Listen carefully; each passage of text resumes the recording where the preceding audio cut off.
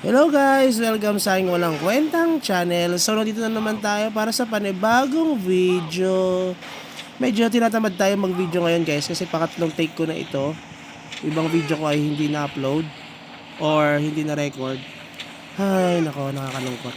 Anyway, this is the part 2 of our video nung dati nating in-upload about artifacts. So, ano ba ang best artifacts para sa atin dito sa ating wizard? Kasi marami nagtatanong guys about dito sa artifacts, no? Na ano bang magandang artifacts para sa mga wizard natin? Okay, sasagutin ko na para sa inyo guys. Para sa akin ito yung magandang artifacts para sa ating mga wizard. Ngayon, kung hindi ka wizard, ay pwede ka mag-switch ng wizard para kahit paano ay meron kang maging guide katulad ng character natin ng ating channel para lumakas yung character mo. Hindi, joke lang. Marami rin mas malakas sa atin dito, pero syempre, gusto natin buhatin yung bangko natin, di ba? So anyway, tayo huminto guys Huminto tayo sa sa paglalaro ng MU Monarch before, almost 2 months or 3 months sa tayo. Pero, kita nyo naman guys, dito sa server namin, tayo ay nakahabol ng pagpapalevel. Tayo ay nasa rank 2 na guys, na wizard sa aming server. Sa pagpapalevel lang yan kasi mas marami pang mas malakas sa atin ngayon. Okay, si Ryuk ay top 1 namin, tayo ay top 2. Okay? So, sagutin na natin guys about yun sa ating artifacts. Okay, ang artifacts para sa akin, best, kung papansin nyo dito ay yan, di ba? Kita nyo dyan, mayroon tayong bright, may agi up, tapos yan, int, at mga iba pa. Okay, so paano ba natin ma-unlock yan? Tulad nito guys, no, di ba 2/2 na siya. Kailangan natin ng 5 slots na yan. So paano ba natin ma-unlock yan? Kailangan natin ng artifact essence. So nasabi natin before, yung ating yung ating artifacts essence ay nakukuha syempre sa pag-salvage ng ating mga artifacts. Tulad yan, sa salvage natin yan, pag sinalvage natin yan, yung ating artifacts ay makakuha tayo randomly. Oops, bakit equip? Okay, ulitin natin. Makakuha tayo ng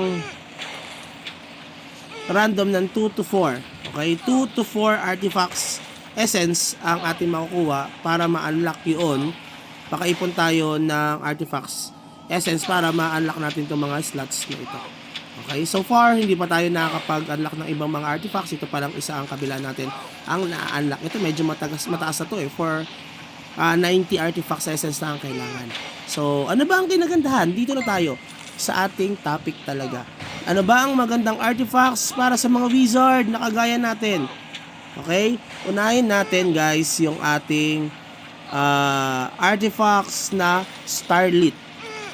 For me, yung Starlit mo at saka yung Imperial Artifacts, ang kuhain mo dyan yung Aurora Upgrade tsaka yung Aurora Awakening. Bakit kaya? Kasi nga, yung Aurora natin, yan ay second skill ng both class talent ng energy at swiftness na wizard. Okay, kasi balak natin mag-switch dito eh. Pwede tayo mag-energy, pwede tayo mag-swiftness na wizard. So, kapag tayo ay Pyroblast Awakening kasi, kapag tayo ay nag-swiftness wizard, nag-change tayo ng swiftness wizard, hindi na natin gagamitin yung primary weapon natin, primary skill natin na Pyroblast. Ang gagamitin na natin ay yung Thunderheld or yung Handheld Thunder. Yan na yung gagamitin natin. So, hindi na natin masyado mapapakinabangan yung artifacts na na-unlock natin na ang hirap i-unlock. Kaya para sa akin, mas kuhain nyo yung Aurora Artifacts. Okay? Yung upgrade na yon. Pataasin natin siya. Explain ko rin sa inyo yung importance ng energy and swiftness wizard kasi balak kasi natin siyang i-unlock sa susunod. Pero yan ay forever free. Kung meron forever yang, meron forever free dito sa MU Monarch. So gagawin natin siya, i-unlock natin siya para only switch kung gusto natin na mag-swiftness wizard or kung gusto natin na mag-energy wizard kasi may difference yan, may advantage yan kapag yan ay in-unlock natin. Okay, babalik muna tayo dito sa ating artifacts, yung ating main topic. So kung sinabi ko sa inyo yung Artifacts, Starlit at saka Imperial natin ay kailangan yung Aurora Awakening and Aurora Upgrade.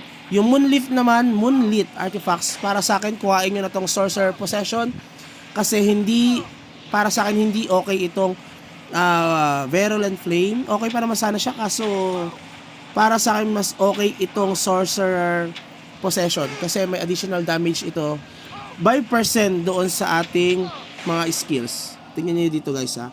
Yan, Sorcerer Possession, di ba? Yung attack damage natin ay may by percent na madadagdagan. So dahil diyan, lahat ng skill natin, both yung Aurora and Pyroblast ay madadagdagan ng additional damage because of our artifacts unlock. Okay?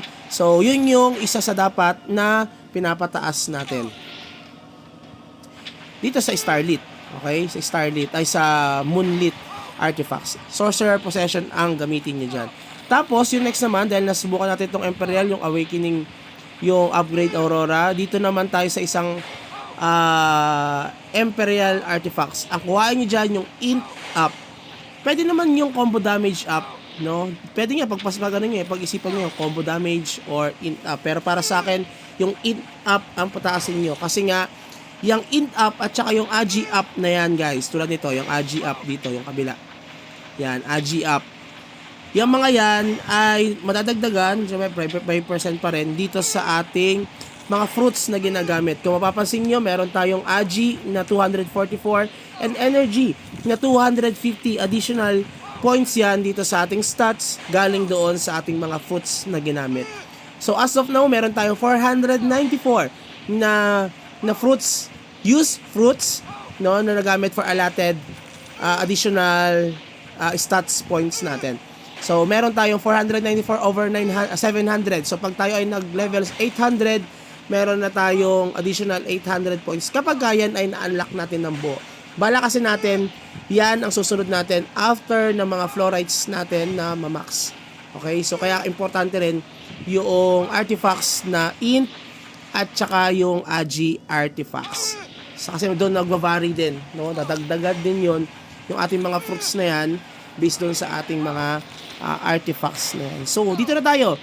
Ano ba ang importance niyan, guys? Kung bakit ko sinasabi yung Agi, Energy, ang pataasin natin at yung Pyroblast, ang yung Aurora Awakening and Aurora Upgrade, yung ating patataasin.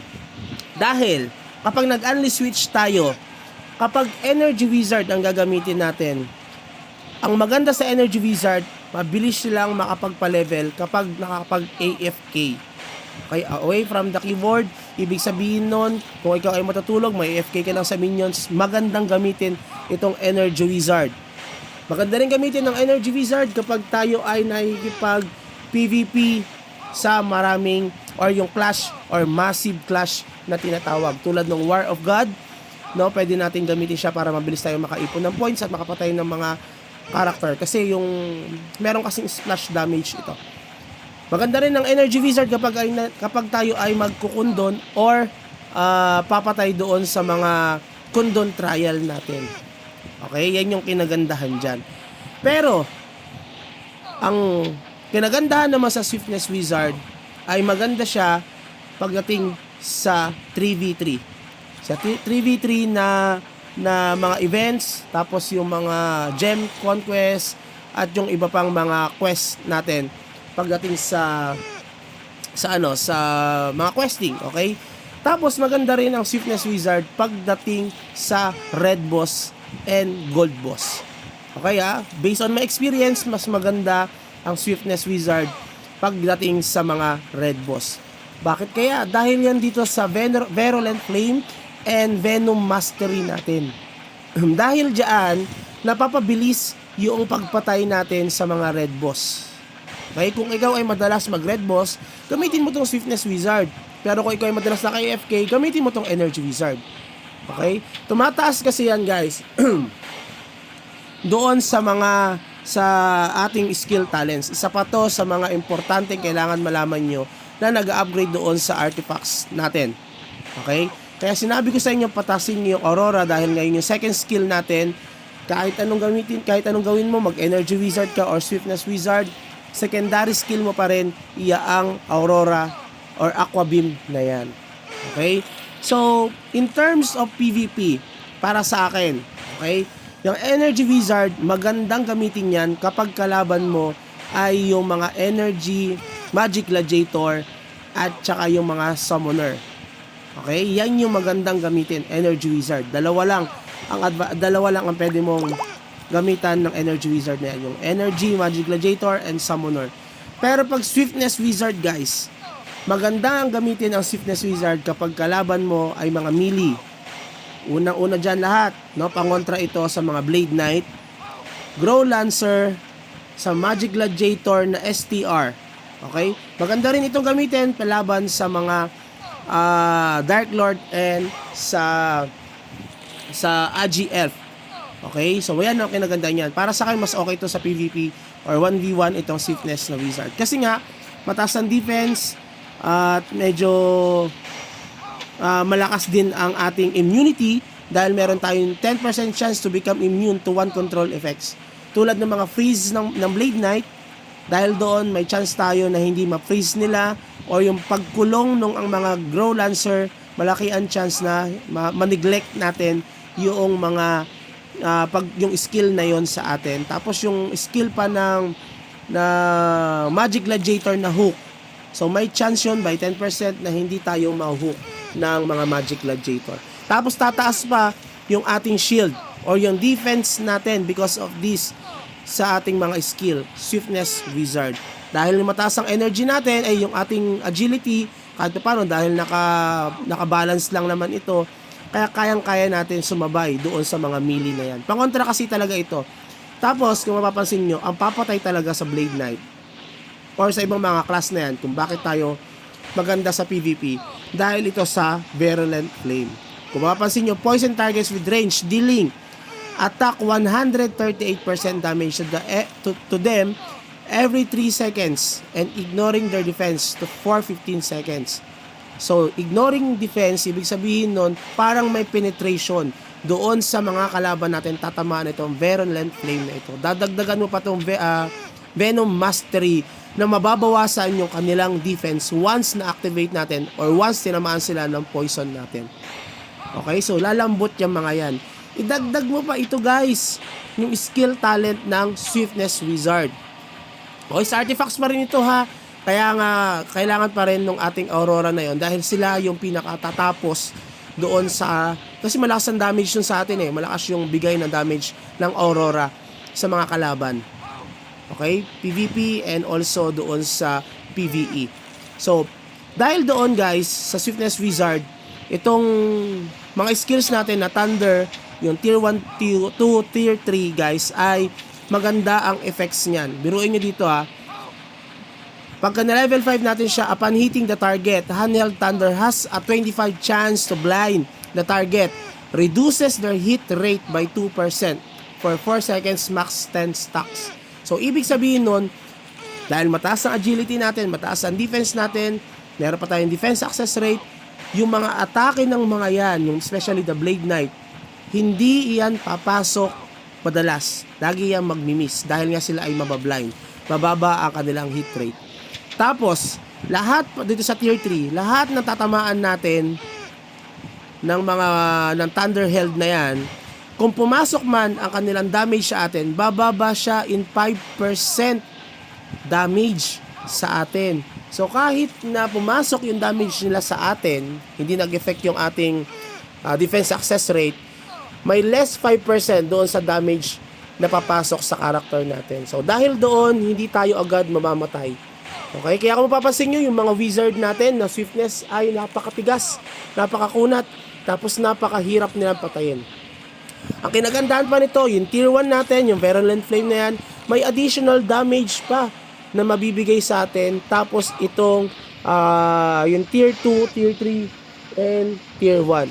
So may additional damage na mabibigay sa atin once sinamaan natin sila ng Virulent Flame. Okay, so dahil dyan, sa bagay na yan, ay pinapataas natin yung ating artifacts na agility and energy up at saka yung awakening na ating artifacts. So para sa akin, yun yung patasin nyo, Sorcerer, para magpapalevel kayo. Yung Aqua, yung Aurora, Awakening, and Aurora Upgrade. Yan ang patataasin natin dahil nga yan yung ating skill na gagamitin para patayin yung mga kalaban. Dahil second skill yan, magagamit mo yan kahit na kayo ay Swiftness or Energy Wizard. Tapos yung int natin, int up yung patatasin natin para sa additional damage. So sana nakatulong itong video na ito para sa ating mga subscribers at sa mga patuloy na sumusuporta sa ating walang kwentang channel. So yun na siguro, and have a good day. Bye bye.